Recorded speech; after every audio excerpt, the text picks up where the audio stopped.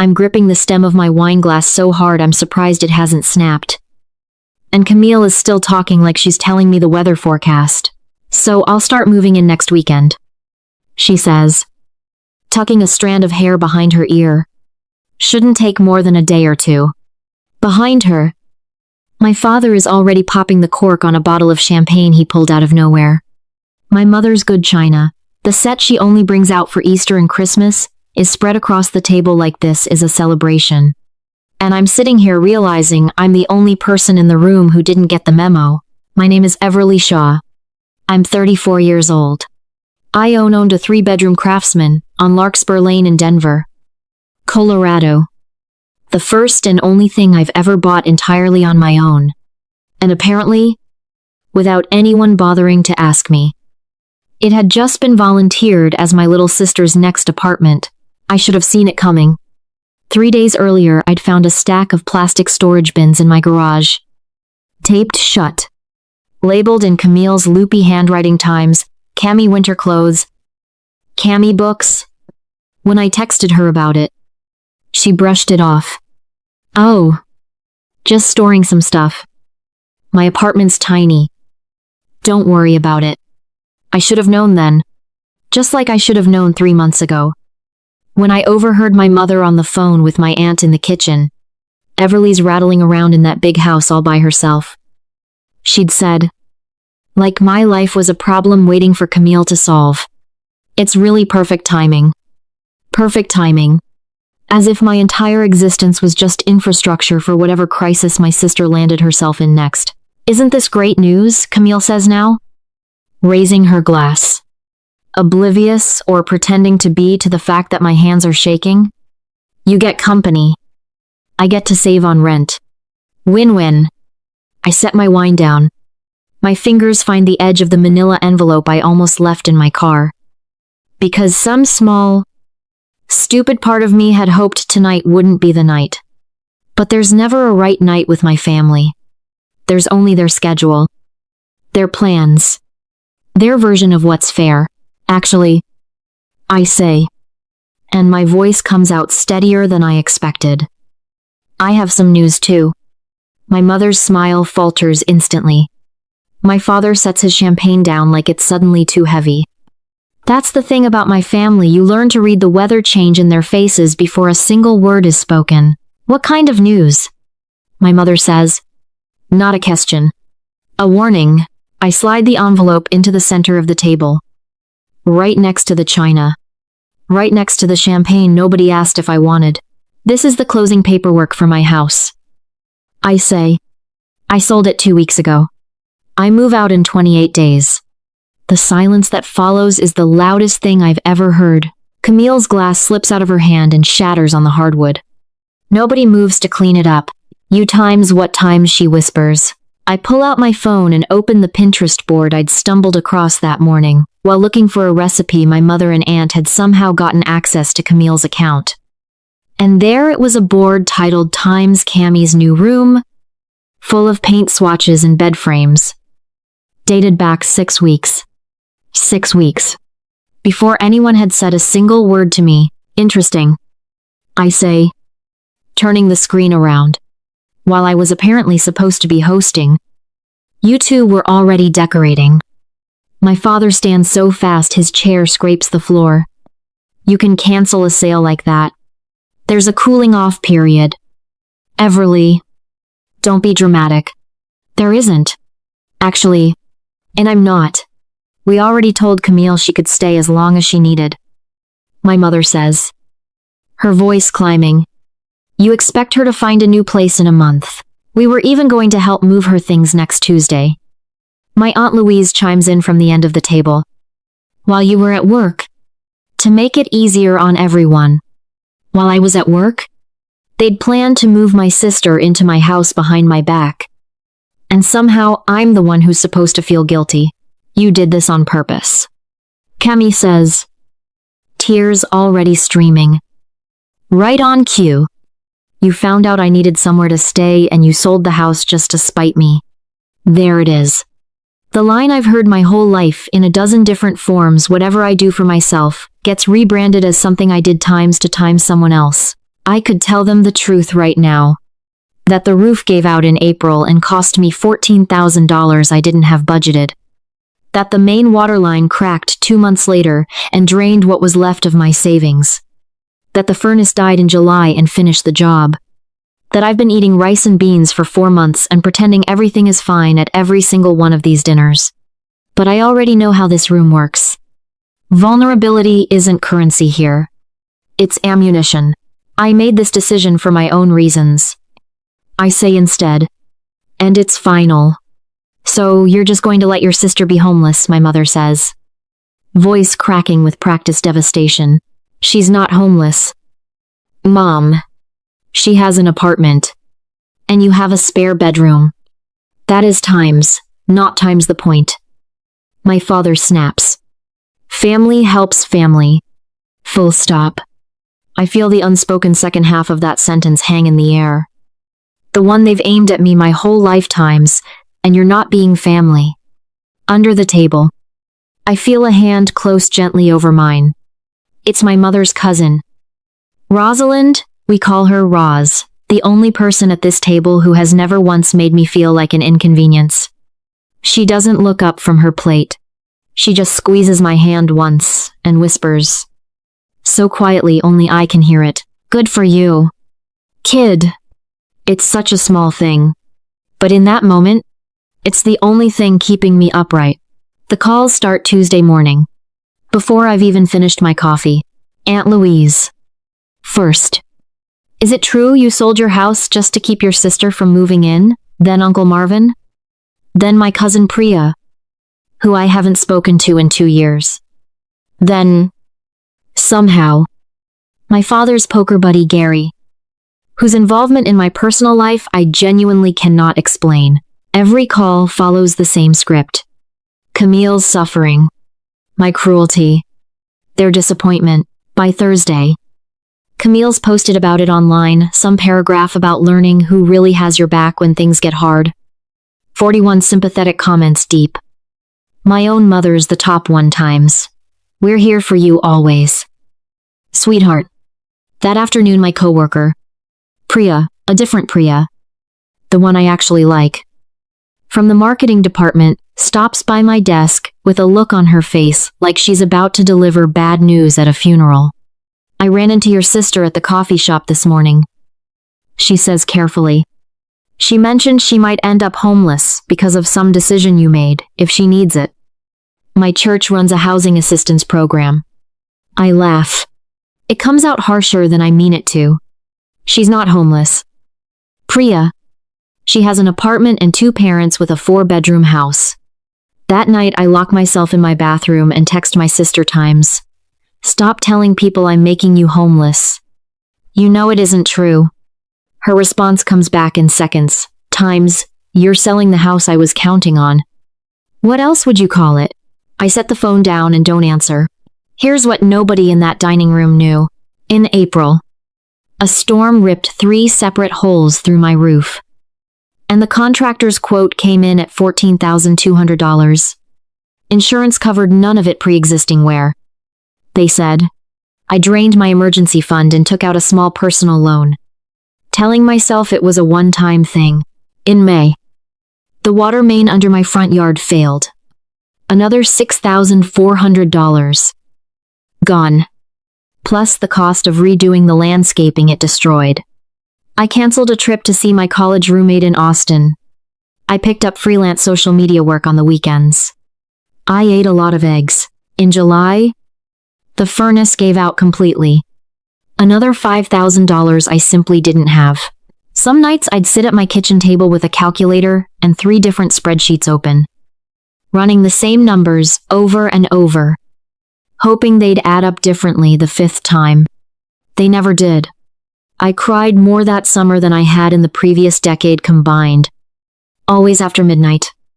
Always quietly. So the neighbors walking their dogs past my window wouldn't see that the woman who waved at them every morning, put together and smiling, was falling apart, one bill at a time. I started punching new holes in my belt instead of buying smaller pants.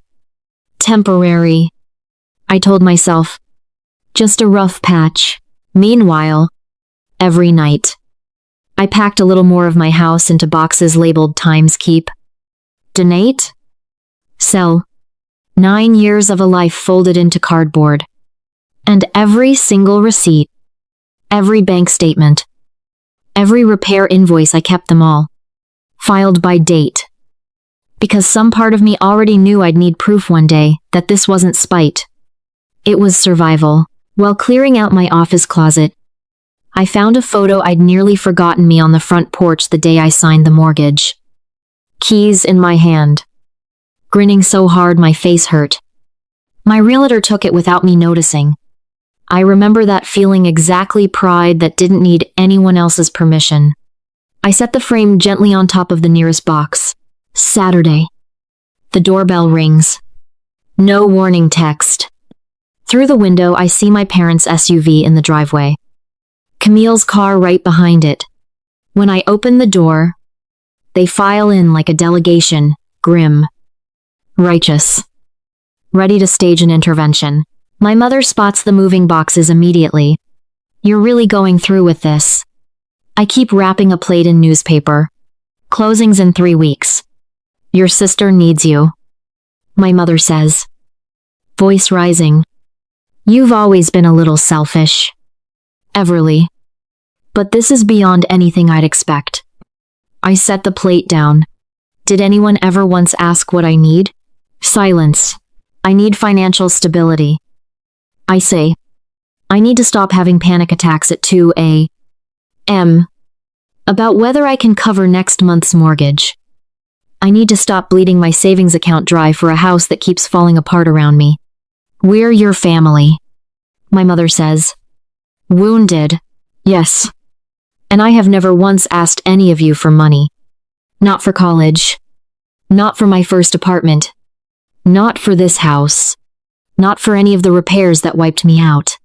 Nobody answers that. My father studies the ceiling like it's suddenly fascinating. Camille stares at her shoes. I realize, standing there with a half-wrapped plate in my hands, that I don't need their approval anymore. It's a strange, quiet kind of relief. Like putting down a bag I didn't realize I'd been carrying for 30 years. That evening, Roz shows up with Thai takeout and a bottle of Malbec. And we pack photo albums together while she tells me about her own sister, who didn't speak to her for 3 years after Roz refused to co-sign a car loan. Family patterns are the hardest thing to break, she says. But sometimes breaking them is the only way anyone gets free. Monday. My coworker Devin texts out of nowhere times. Need help moving, I've got a truck. Family's usually the last to see us clearly. Just say the word. That same afternoon, my financial advisor, Marcus, emails to confirm my mortgage pre-approval on the new place, a 2-bedroom condo downtown. Based on your numbers, this move drops your housing costs by nearly 40%. He writes, this is the right call for your long-term stability. Call if you need anything. I sit with that contrast for a long time. These people ask what I need. My family tells me what to give. That night I spread every document across my dining table, bank statements, repair invoices, tax records, the whole messy, honest truth of my finances, and I realized tomorrow's family meeting isn't going to be an intervention aimed at me. It's going to be a reckoning with facts they've spent years choosing not to see. There's one thing they still don't know. My sale agreement includes a 30-day rent-back clause. I get to stay in my own house for a month after closing while my new place gets finalized. Breathing room. They have no idea I have. At 7 o'clock Tuesday evening, the doorbell rings. And it's not just my parents and Camille, it's Uncle Marvin, Aunt Louise, and my cousin Priya standing behind them on the porch. A full family delegation. Assembled like a jury. I stand at the head of my own dining table with a manila folder in my hands. And for the first time in my life, my fingers don't shake. Before anyone says anything, I say, I need you all to actually see something. I lay the documents out one at a time. The roof invoice $14,200. The water main repair $6,400. The furnace replacement 5,000. My drained savings account. Balance highlighted in yellow. Uncle Marvin puts on his reading glasses and leans in, frowning. My mother goes quiet for the first time all week. My advisor recommended I sell while the market's strong. I say, rather than risk being underwater later. Camille stands up so fast, her chair scrapes the floor. This is convenient math. Everly, you've always been good with numbers when it suits you. Uncle Marvin turns to her. Unexpectedly. Camille, what's your employment situation these days? Last I heard you were between jobs. She stammers. I'm exploring some things. This isn't about employment. My mother snaps. This is about family duty. Speaking of the house, Aunt Louise says, adjusting her glasses as she scans the furnace bill. Why can't Camille just stay with you? Marvin, you've got that guest room. For the first time, the conversation doesn't orbit around me. Roz clears her throat. I've known this family 20 years. Everly bought that house with zero help from anyone in this room. Meanwhile, I've watched Camille get bailed out on rent, on car payments, on credit cards. More times than I can count. Marcus, sitting quietly by the window, adds, as Everly's advisor, I can tell you enabling financial dependency doesn't help anyone long-term. It just drains one person and stunts the other. Devin, who'd come along to help load boxes and ended up staying for the whole thing, leans forward. My brother lived off my parents until he was 41. They paid everything. Solved everything. When they passed, he lost the house within a year because he never learned how to manage on his own. Sometimes the kindest thing you can do is stop rescuing someone. The room goes quiet in a way I've never experienced at one of these dinners, not the tense, waiting for me to cave kind of quiet, but something closer to reflection. Camille grabs her purse. This is ridiculous. You're all acting like I'm some kind of charity case. Everly's always been the golden child with her perfect house and perfect job. And nobody ever thinks about how hard things have been for me. Nobody moves to stop her. The door slams behind her. Uncle Marvin waits for the echo to fade. I think it's time this family had an honest conversation about money. All of us. Including Camille. My mother's eyes well up. But for the first time, it doesn't feel like a weapon aimed at me. My father reaches for her hand under the table. Quiet. His face unreadable. For the first time in a family confrontation, I don't leave feeling like the villain. A week later, the doorbell rings again. This time, it's just my parents and Camille. And I already know they've come with a plan. We've been talking, my mother says, settling onto my one remaining piece of unwrapped furniture. And we think we found a compromise. My father nods. Instead of Camille moving in with you, what if you just helped her get her own place, with your salary? It'd barely make a dent. Camille, rehearsed and soft-voiced. Some people just have worse luck than others. I walk to the table where I've laid out a fresh set of documents. I'm meeting with my lender tomorrow. I say, sliding my pre-approval letter toward my father. My new mortgage payment is almost 40% less than what I was paying here. This was never just about Camille. It was about rebuilding my savings after 3 home repairs nearly wiped me out. It was about finally putting my own stability first. I hold up a business card. I can't hand you money, I tell Camille. But I can hand you an opportunity. My company's marketing department has an entry-level opening. Starting salary covers rent on a 1-bedroom. Easily. I already spoke to HR. They'll interview you next week if you want it. Camille stares at the card without taking it. For once, she doesn't have a comeback. This isn't charity. I add, it's a door. Whether you walk through it is up to you. My father moves toward the window, past the bare picture hooks where family photos used to hang. Everly, be reasonable. I cut him off. Gently but firmly. Pulling out a spreadsheet I built the week before every gift. every bailout. Every just this once my parents had given Camille over 5 years. Totaled and circled in red at the bottom, my mother gasps, "This isn't love." I say quietly, "It's dependence. And it's hurting both of you." My father studies the number for a long moment. "Nobody argues. We just wanted to help her." My mother whispers, "The best help," I say, "is teaching someone to stand on their own. You taught me that once. Remember when I wanted to drop out of college because calculus was destroying me? And you wouldn't let me move back home. You made me find a tutor instead." Strange how the rule changes depending on the daughter. Nobody has anything to say to that. They leave a few minutes later. Camille lingers at the door.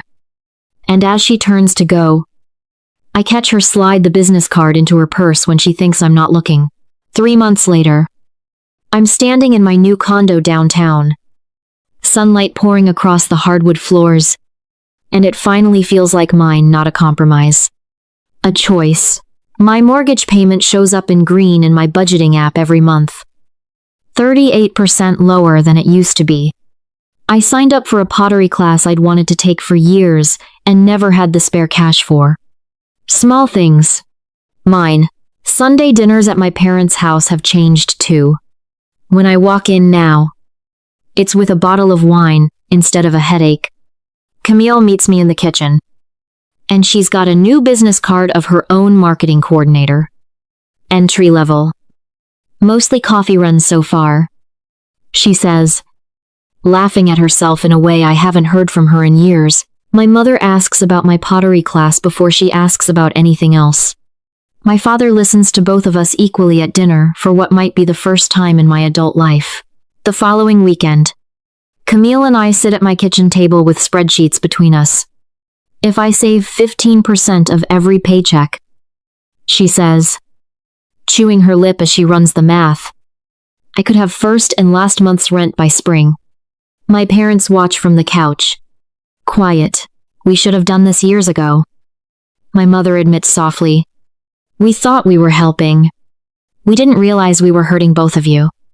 I don't have a clean answer for that. I just watch my sister do her own math. For the first time, on her own terms, and I think about how long it took me to learn that love and rescue aren't always the same thing. Sometimes the kindest thing you can do for the people you love is let them build something themselves.